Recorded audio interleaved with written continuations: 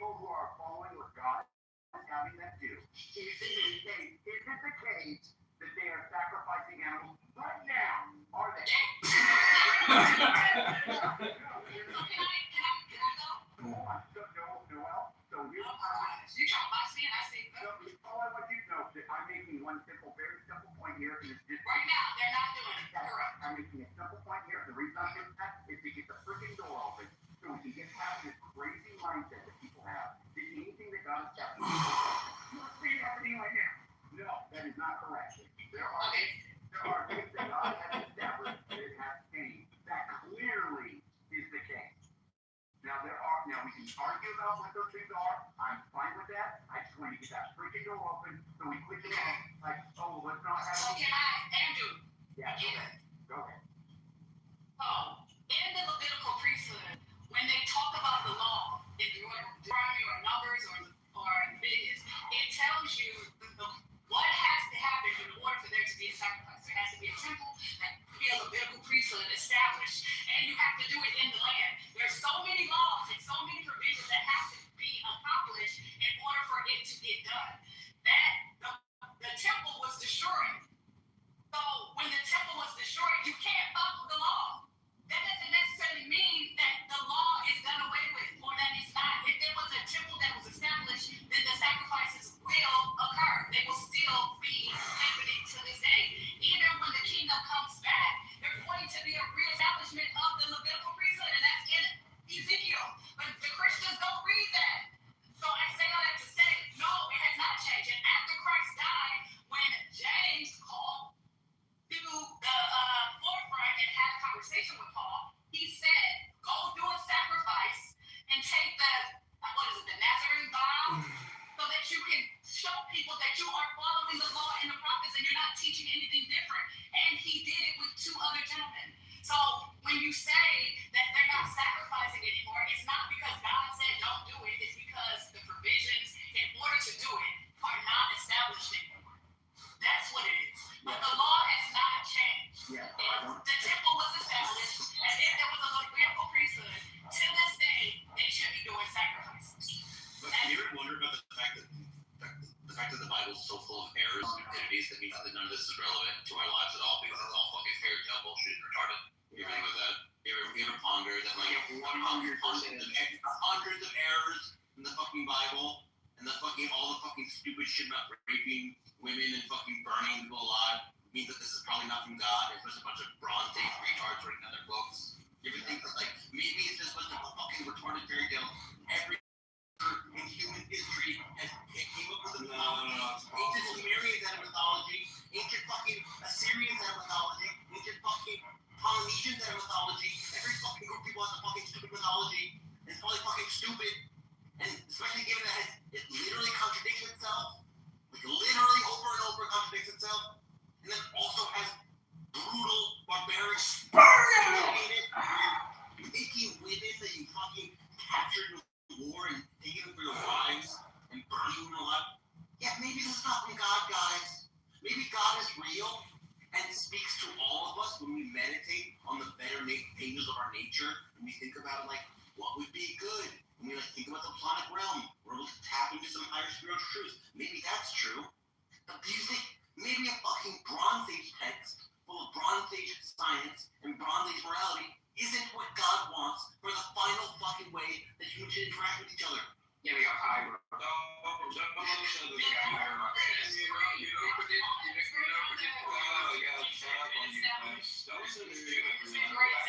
Civilization has been established. It's good to understand quarterback. Sam, who did one of those things, and who were Christians. And also some church fathers, like Origen and Gregory of Nyssa, who said that if you interpret all these brutal parts of the Old Testament literally, he said, and I quote, a concept worthy of God could not be preserved. So Y'all think God is this marshmallow sweet person who's just like, it's great. No, we just think that people of the past were young and barbaric, and that was in their interpretation of cosmology. And we barbaric. And you actually see it become more civilized over time. insane. Even the ratings. Yeah, Zelina, you need to be waterboarded. Oh, fuck you.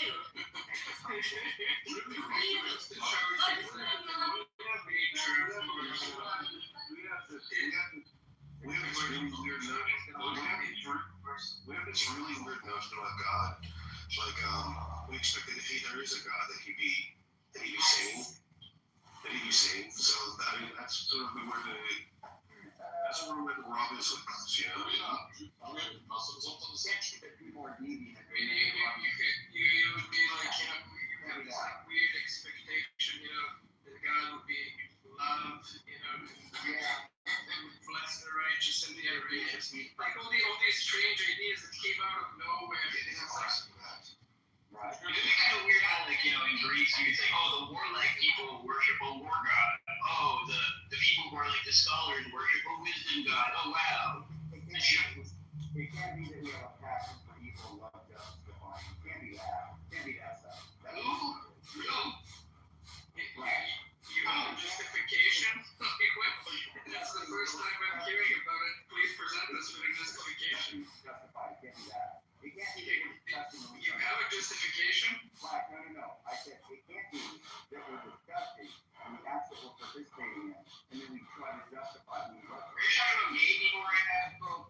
We let full fish and stuff. It seems that the yuckiness. I don't think there's nothing that needs a justification about it. You're the one coming up to people and going, hey, you can't do that. And they're like, why not? And you're like, because it's bad. And then we try to condemn God for coming down on us. It's pretty weird. We don't believe how with that. You saying don't think there is a God. It's like, I think of course what you did. I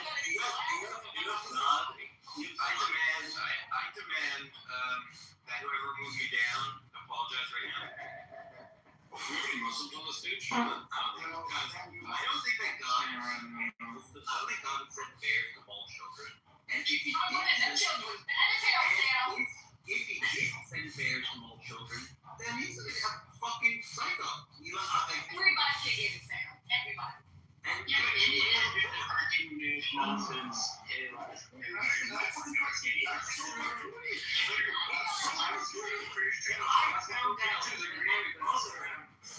I found my brother, who I love, said bears to kill children, I get, what the fuck is wrong with you? You fucking like that. It would be able to agree. In the world. Y'all disrespect Sam, us true Christians agree with that. Oh my God.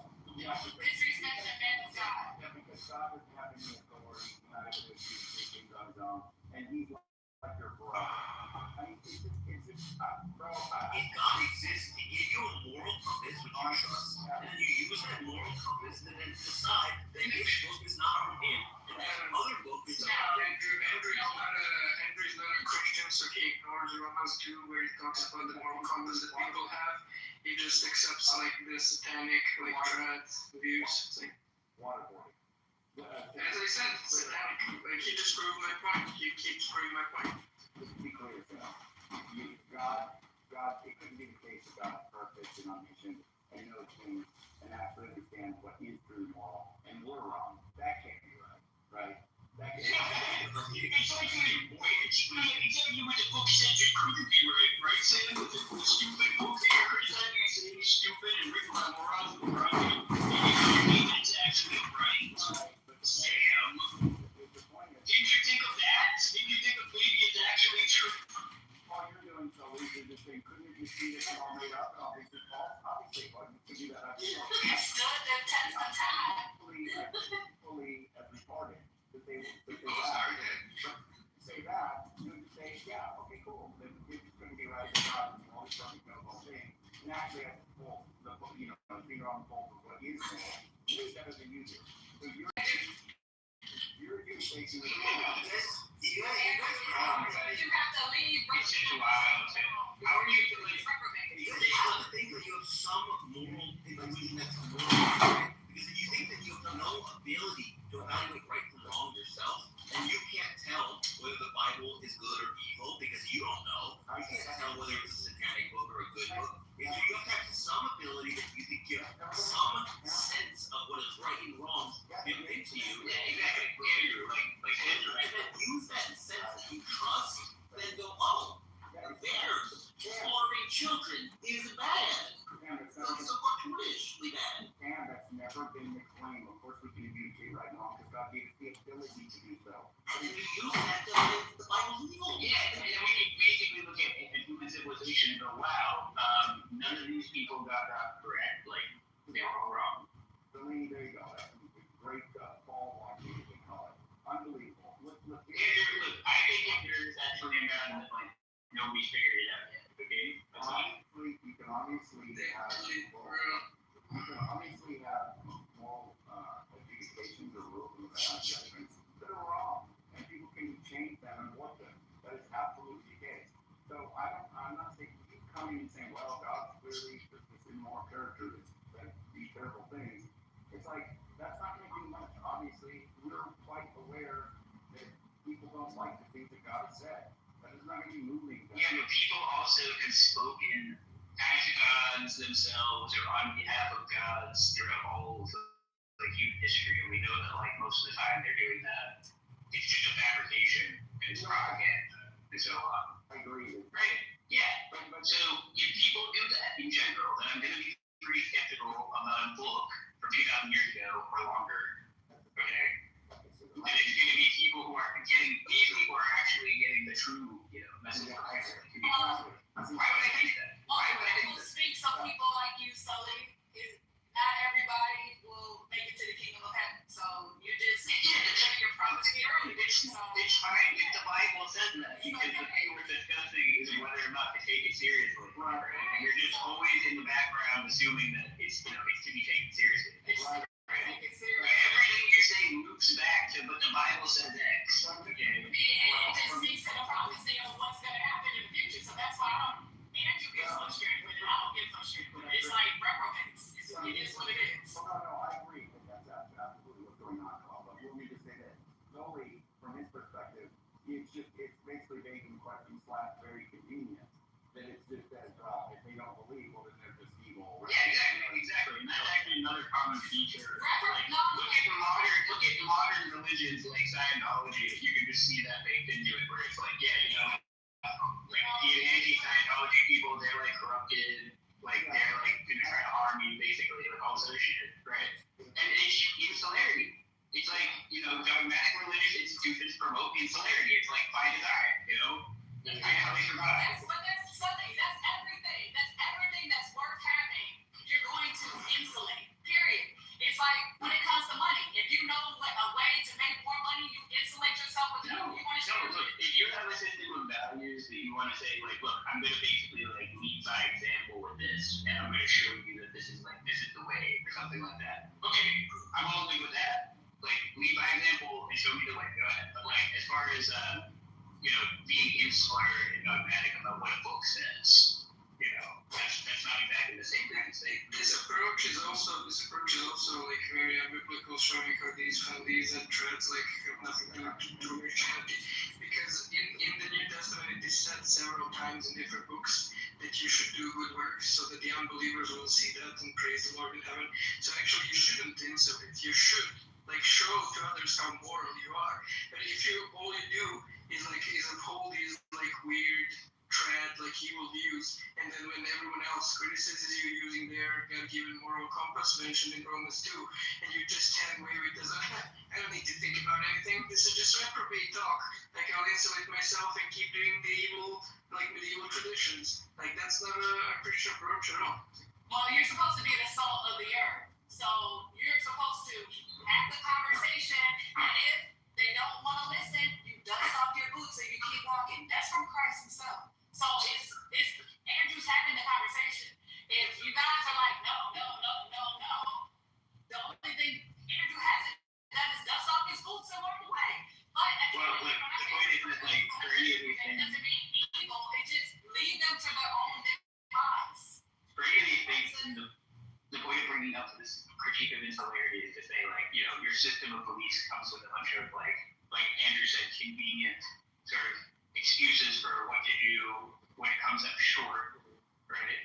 And the point is that, if you want me to take this book seriously, okay, you gotta give me, some reasons to take it seriously. You can't just be like, well, if you not going to take me seriously, then I'm leaving. You know.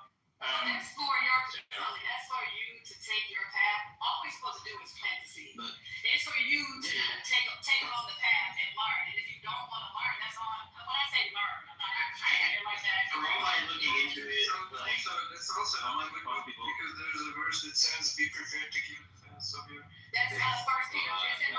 It's in I want to let you guys know some things about the Bible. You guys might not know this about the Bible, but it gets Ahaziah's age. He says it's age 42 in Chronicles, but it's 22 in Kings, about when he first became king. They have two different ages for that. Ahaziah is a literal contradiction. Not That's why. you have rabbit. You have on Leviticus. It says that rabbits chew their cud, but they don't chew their cud. That's a false thing about rabbits. It says that in Leviticus also that grasshoppers have 4 legs, but they don't. They have 6.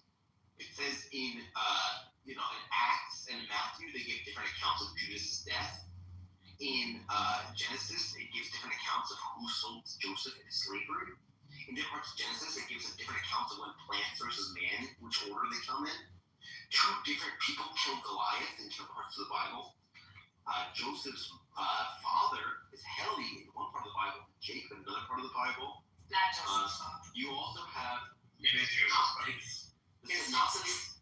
The Synoptics place the crucifixion on Nisan 15. The Synoptics place the crucifixion on Nisan 15, which is one day, and then John portrays Jesus dying on Nisan 14, which is a different day. They get different answers when Jesus said the book contradicts itself. This is all Wait. It's not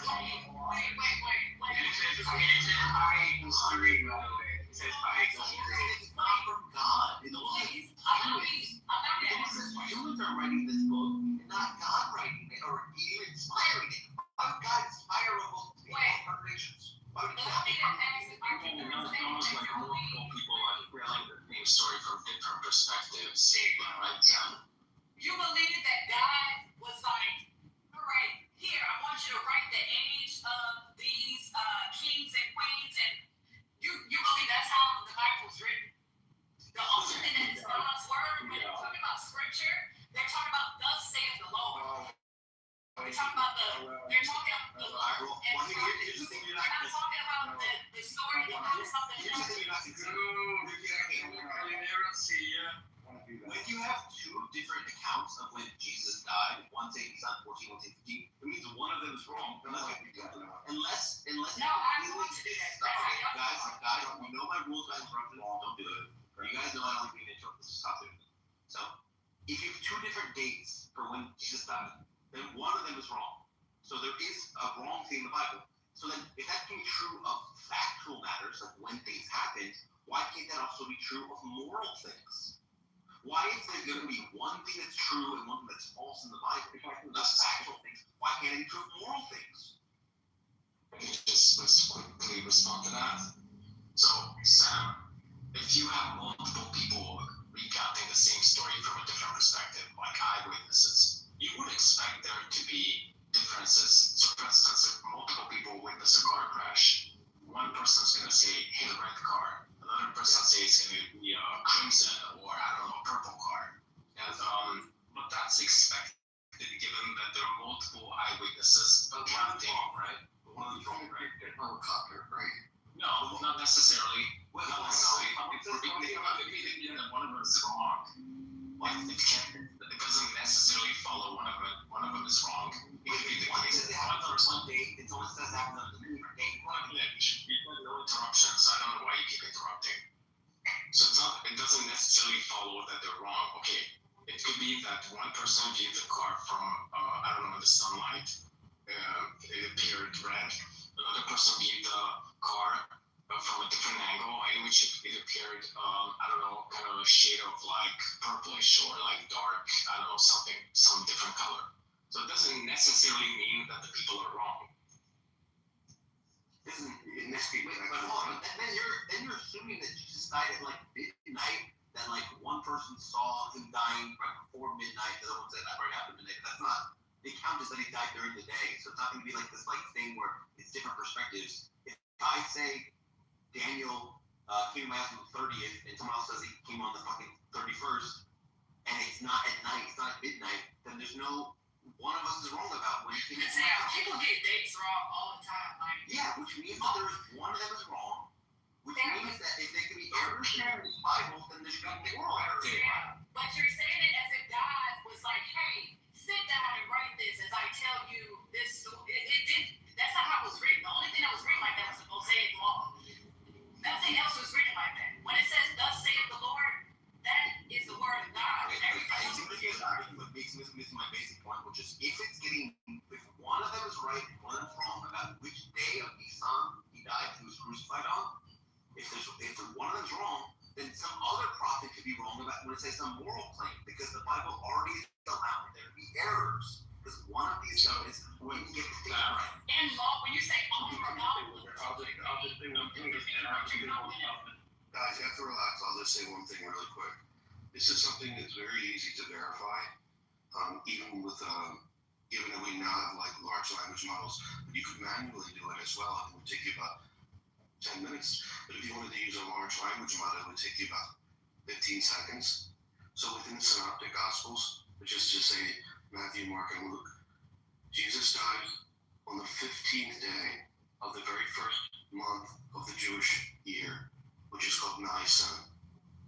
In John's Gospel, Jesus dies when the Passover lambs are being slain, which is to say that he dies on the 14th day of the first month of the Jewish calendar, Nisan.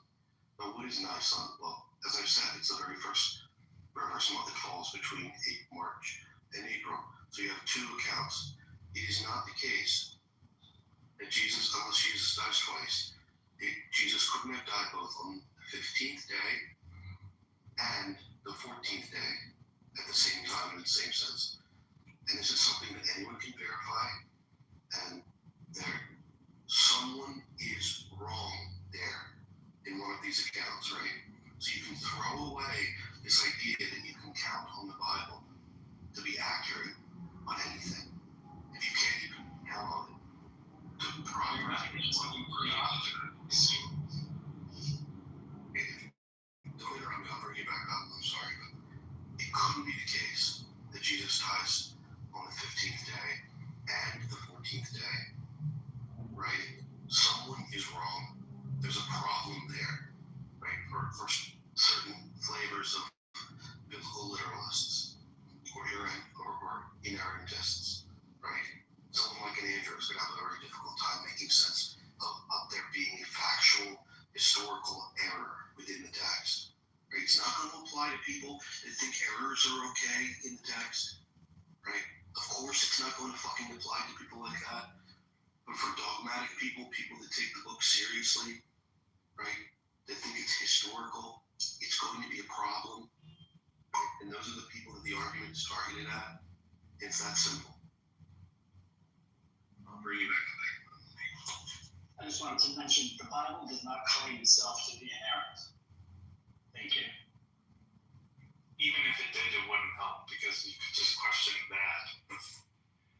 Yeah, that's fine. That's fine. People are just speaking as if the Bible thinks about itself. Yeah, it's like, it's like, oh, God never said that. God's not a liar because he said he's not a liar.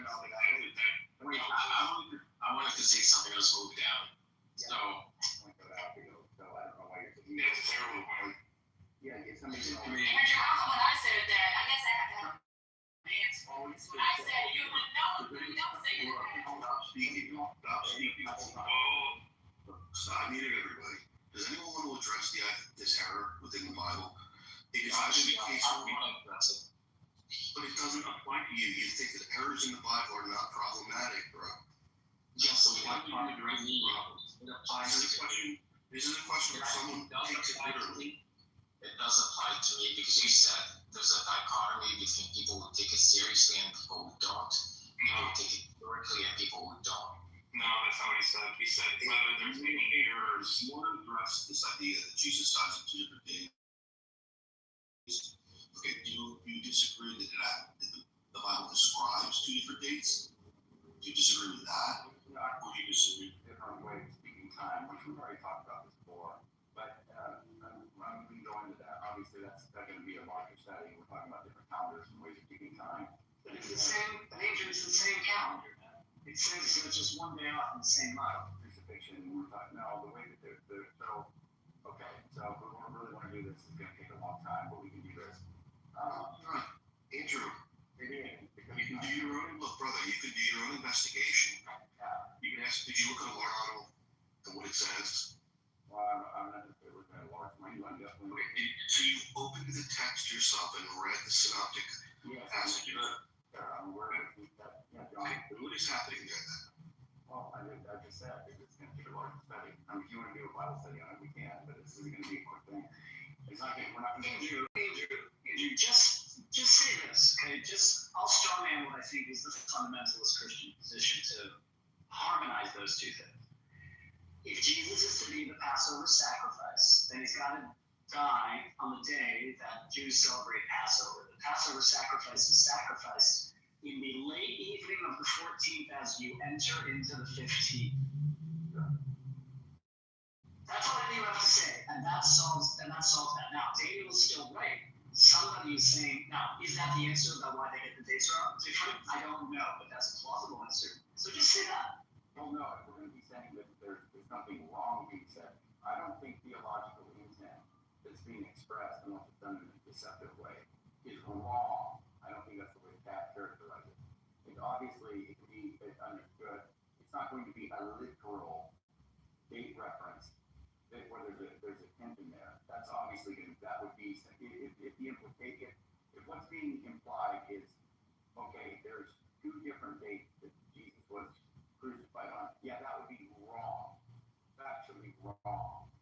But I don't think that's what's going on here. I think there are theological motivations, and I don't think they're deceptive or wrong for why somebody would describe something occurring in a certain way. I don't think that's an issue. If he would say, if it was meant to be saying, there's two different physical dates, we're actually saying Christ was crucified at two different times, that would be wrong, and that would be a problem. But the long and the short of it is, I don't think that's what's happening here. I Conversation good, let's go. Like we can take text, some historical and allegorize. Sorry, Bob. Nope. So that's not correct, and that certainly wouldn't apply to things where when things are being said about ways of practice and how we treat one another and do things. It doesn't allow for all the leads that you want to provide. But yeah, I'm just saying that obviously there can be theological leads and for what's being expressed there. We have to do it side by side. We can go into a Bible study on it. But I'm more concerned about the point that you're making, Daniel, which is that if there's going to be people who take these things literally, and then they can be like, okay, this is going to be a problem for them because then they look at certain passages, they're going to be in tension, and they have to reconcile that. But if you don't take it serious, like, or if you think it's fine that there's errors in the Bible, that that's somehow an okay position, that is not an okay position. I would be more concerned that that's August's position, that it's okay to say that there are actual factual errors in the scripture about anything, because obviously I do agree that opens up the door to a whole bunch of issues. You could have moral doctrinal claims being made that are actually absolutely wrong. You can have certain things being said over here. You can agree about that. I think you're in a good position. There's a problem, I think. Let me just be a little bit more clear. Is it your view that the Synoptic Gospels and the Gospel of John agree on the date when Jesus dies? Is that your view? The date is going to be the same. I don't know that it's I don't think that they're trying to express. I don't think that it's the case that both of them are trying to express different dates. That's what I'm saying. So, but obviously, I get why people are saying what you're saying here because it's been an issue. This has been something people have said for a long time. And I've done it for 3 times before, but like I said, we got to run out. Just right now, go over the full thing. But we can do it. Is it possible to have a Passover meal without a lamb? No. If Jesus is crucified on the day of the preparation of the Passover, when the Paschal lambs are being slain, how could he be eating a Passover meal? How is that possible? He's described as being ill on the day of the preparation.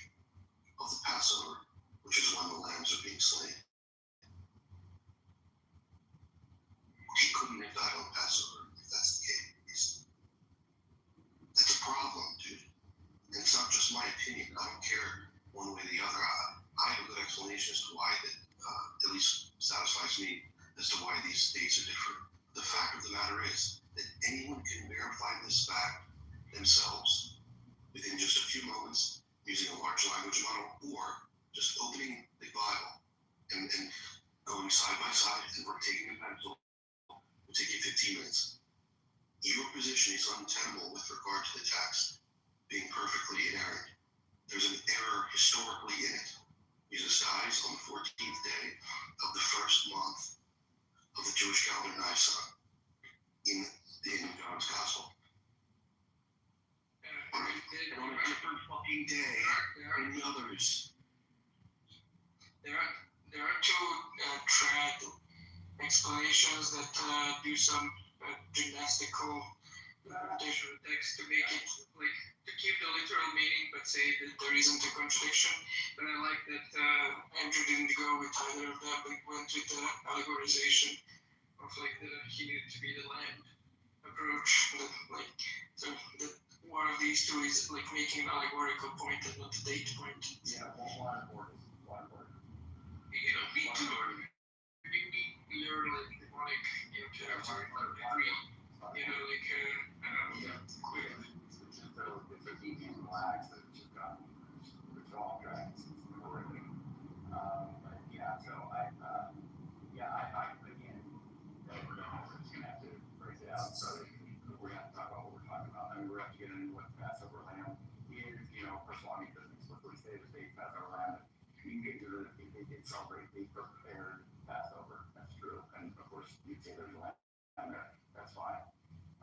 If you say, hey, go ahead, Philly, by all means. But No, so I just fact checked what Daniel said. Daniel said, anybody can just fact check this in 10 seconds.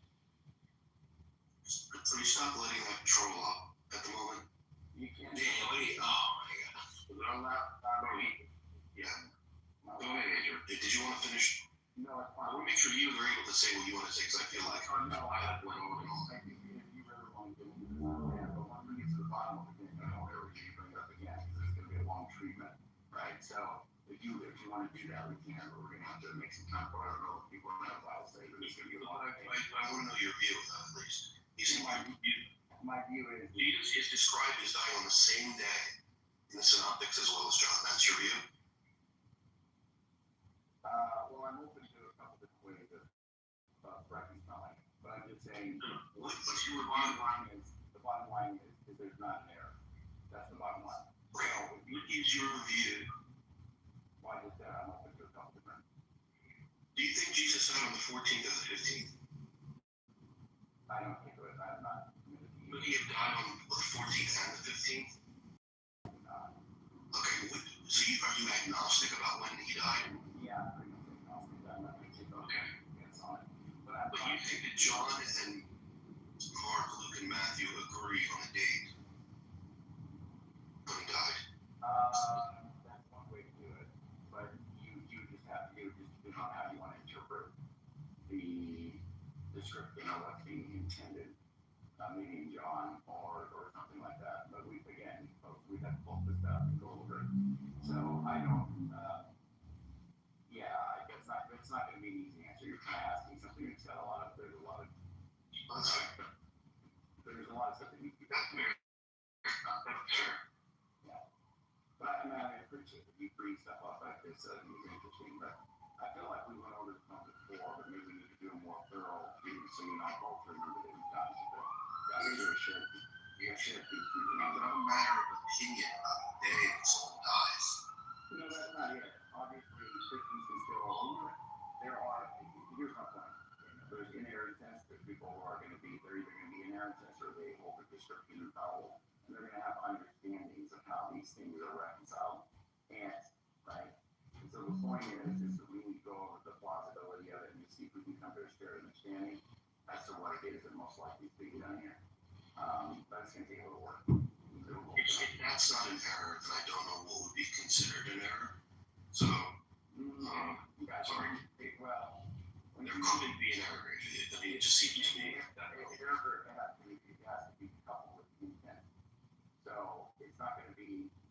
somebody intends to, it's like Tom Rabbit's whole, that Jesus is in charge, which is very concerning. But it's going to have to do with whether if you can fail to do something, it has to do with your intention to do something and not being able to, fall through it without failing. Right? There's going to be intent involved. So the argument is going to be what is intended. That's going to be one thing that needs, or there's an argument that needs to be contended with, is what's intended by the text. It needs certain descriptions of what's going on. And obviously there's a theological backdrop that John has that the other ones do not have. It's clear. And so I'm just saying there's more going on here than just straightforwardly, oh, Jesus died on the 14th in one text and in the other it's the 15th. I don't think that's a fair treatment. Obviously, if on Christianity, there's going to be some massive theological import into what Jesus is doing. Massive. Okay, it's the Son of God, God Himself in the flesh, dying on the cross. That's a pretty intense thing. And so all of the different narratives that are culminating in this act there's going to be a ton of stuff going on. And so John is giving a depiction that I think when compared to the other Gospels, you're going to have to keep that in mind and not just do some kind of rigid wooden, 14th, 15th issue. I think that there's some stuff that needs to be looked at. So that's the best I got for you right now, buddy. But I think we can definitely pick it up on down. Andrew, now hypothetically, let's just purely hypothetically, there were contradictions in the Bible. I had this question of, if that was true, would it then be open that there could be moral contradictions, as in? Oh yeah, of course. I think that's a problem. Yeah, I do think that. I think that people should be very leery of just doing this thing that Zelini's done, or that a lot of people have done, where they're just like, oh yeah, it's just like whatever. And well, Zelini basically, I think he has said, I don't know, maybe he's walked it back, but he's fine with just saying Christianity really isn't some kind of thing people need. They don't have to follow Christ, but you can be an atheist and you're fine, it doesn't matter. So he's gotten to the point where he's completely detached from any kind of anchoring in. Us liberal Christians have detached totally from these medieval, traditions that they pulled out as definitions of official teachings, and we're following Jesus, who did not mention any belief in God as being necessary. No, Jesus didn't say anything. Who cares? It's atheism, brother. And you don't need to be affirming. I mean, we care. We follow Jesus. You follow some medieval like mumbo jumbo that contradicts. You follow some medieval mumbo jumbo that contradicts what Jesus preached. You're mocking the teachings of Jesus like all the time in these sorts of quips. Like, maybe Jesus didn't say anything. What are you talking about? I don't care about maybe, and you're like epistemologically illiterate comments that you make all the time.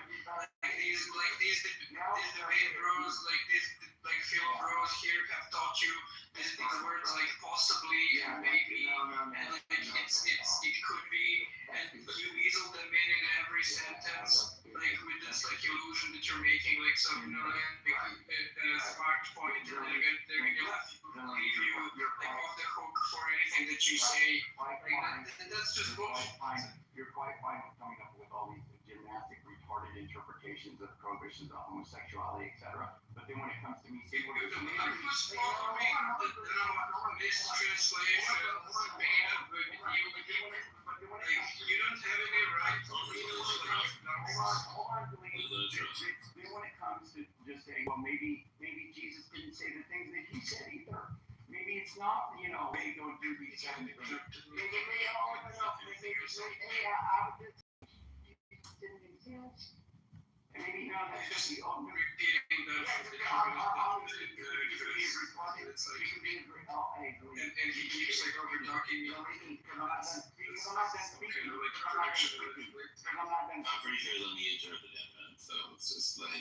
Yeah. He previously interrupted me. I couldn't get any sentence out. It's not correct. If you go back, you can see it's just how it works. But the fact is, yeah, maybe really like that's what I follow. I follow that. Those 7 things that Jesus said. But when it comes to these other things, I don't know. I mean, maybe this is talking about the price of gas at the Astro station in Portland. Maybe that's what it's talking about. It's not saying that men should fly with men, because it's unnatural. It's talking about gas prices in China. That's what it's talking about. Yeah, I love the retarded, completely detached interpretations that you're willing to do. But then Dan, just out of curiosity, why do you think that the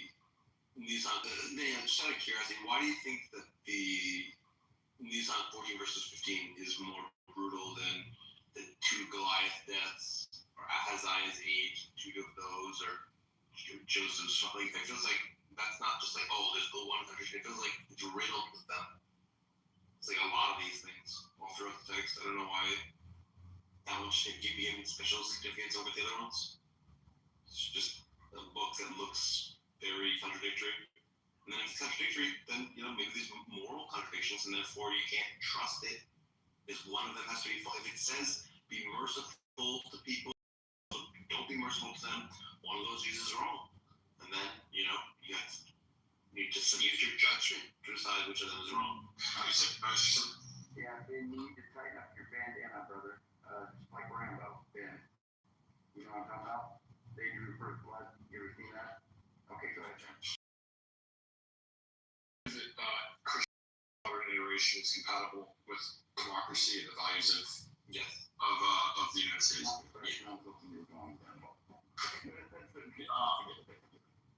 Fair enough. Do you think Judaism? Yeah. Do you think Islam is? Probably not. Okay, that's it. Isn't that the end of the argument? To some degree. Like the gentleman that you had on stage earlier, a couple of hours ago, wants to have all of these sort of semantic word games of different parts of scripture and different parts of this and different parts of that. And those are conversations to have, and I quite frankly love going in those rooms and having those conversations. I really do. But at the end of the day, isn't that what it's all about? Isn't there a practicality aspect to this? Practicality isn't I should criticize one, not the other, because one is compatible with my civilization, the other is not. I'm just thinking meaning that I think there's room to be an atheist I'm a Christian. I think there's room to be an atheist in the United States. I think there's room to be a Christian in the United States. I think there's room to be a Jew in the United States. I'm not seeing how Islam, in the form that it's currently being held, is necessarily compatible with the values of the United States. I just don't see it.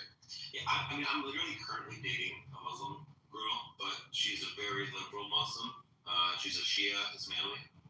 Wait, you're dating? Is that what? Yeah. I'm literally living with her anyway.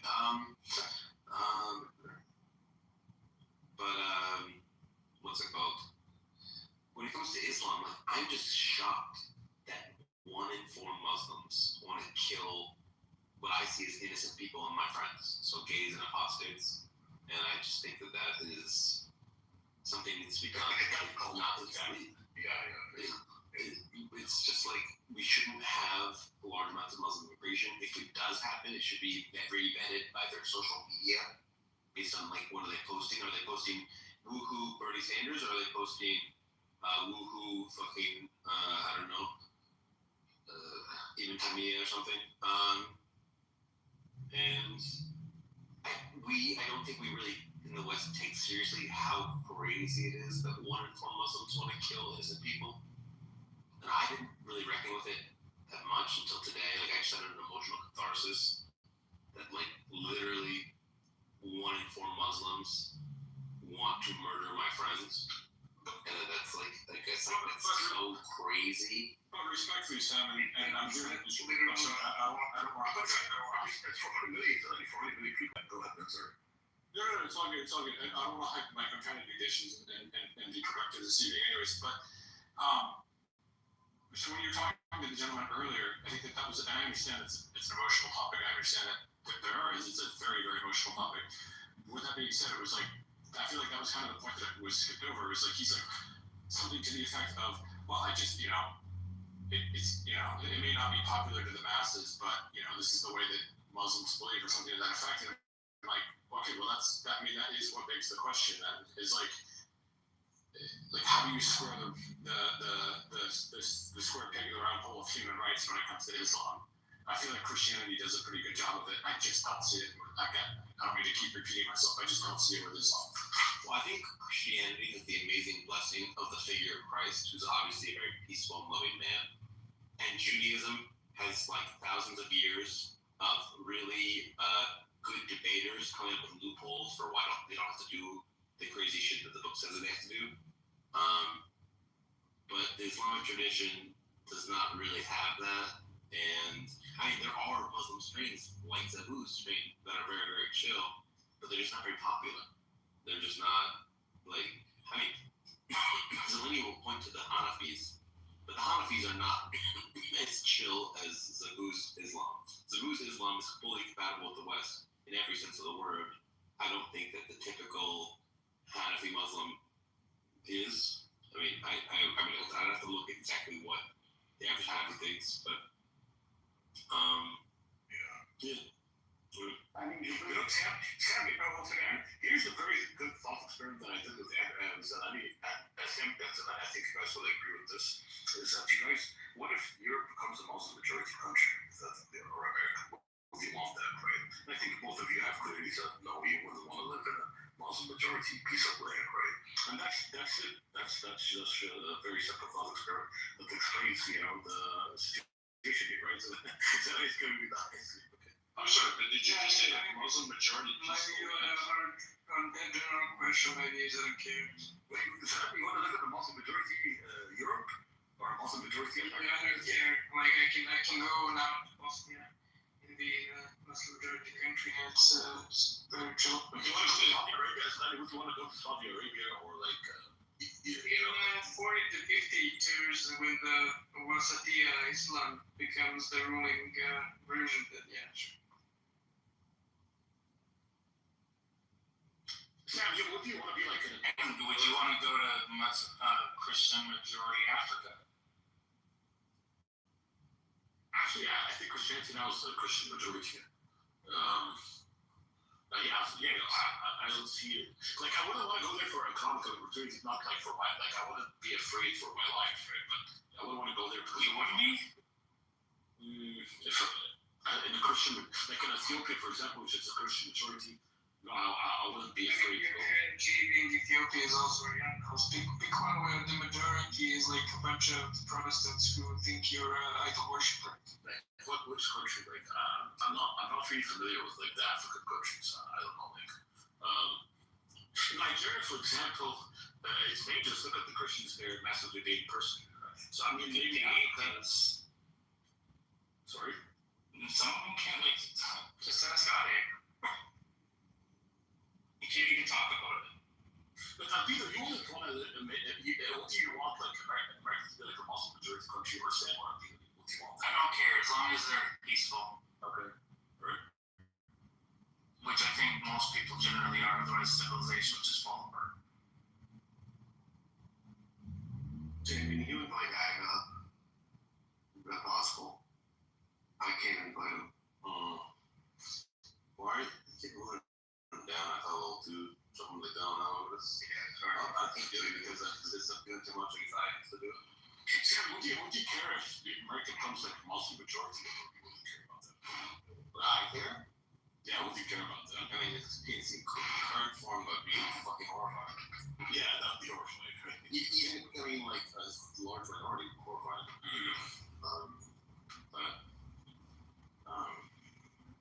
If it became like children, I wouldn't care. We could make a Fatimid America. So like your oldest Ismailis.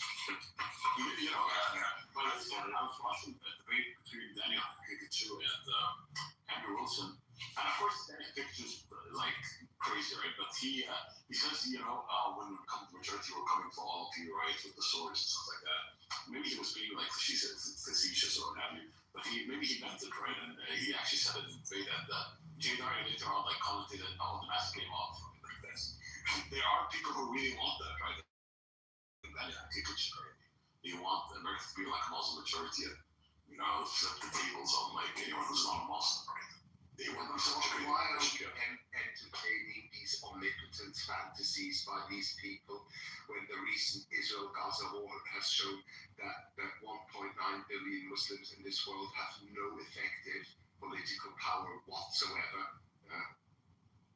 That's a good point. It's like, oh, you have these handful of these politically oriented, Salafis and Hanbalis, they're like threatening, oh, we're gonna take over the West, and like Israel is like massacring Muslims by tens of thousands, like in Gaza, and like they can do shit.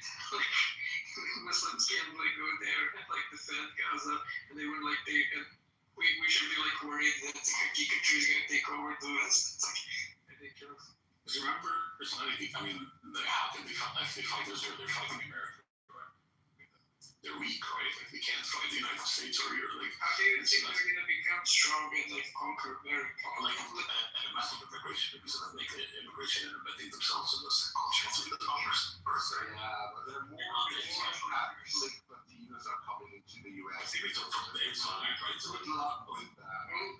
Also, this like notion of the demographic jihad is like totally destroyed by right-wing people in the West, because the religious groups and traditions to whom this concept is being ascribed to are explicitly like they have the opposite views of this. So like under Hanbali Salafi Islam, you have the opposite religious commandment in the ethical system of their view, and that's like to migrate away from sinful territories into the territories that are the closest to what they think is the true Sharia. Like that's commandment of Hijra. It's like one of the core commandments for these like extreme fundings. you are absolutely They're commanded to go away from the West into the most like Sharia-like society, and like people in the West, like these like Islamophobes just invented like, oh, they want to do demographic jihad. Who? Like the fundings who have the opposite like commandment. Yeah. And like the liberal who just want to come here and try like let's say The problem with that is not even that is that, by the way, Zani, what you said is absolutely correct. In Islamic jurisprudence, that there has to be a hijra from Dawla Kufr to Dawla Islam, right? But the problem with that is, I don't think like Muslims take that view seriously now because they want to spread the Islam still, right? So they like I'm imagining Muslims say, yeah, they might do the demographic, they might ignore that Islamic jurisprudence, right? Because they want to spread Islam in the West. That's kind of perfect way to do it from the inside, right? Through the demographic. you're supposed to because they want to spread it, right? So so we're like now inventing some like modernist liberal version of funding Islam. It's like wants funding Islam but ignores the core commandments of Islam. That's what they do. They massively immigrate, right? It's like that's what they because the people who are emigrating are people who are fundies and they don't care about this bullshit. They're coming to the West because they like Western culture and money. Like they don't give a fuck about like establishing Salafi like ideas and culture.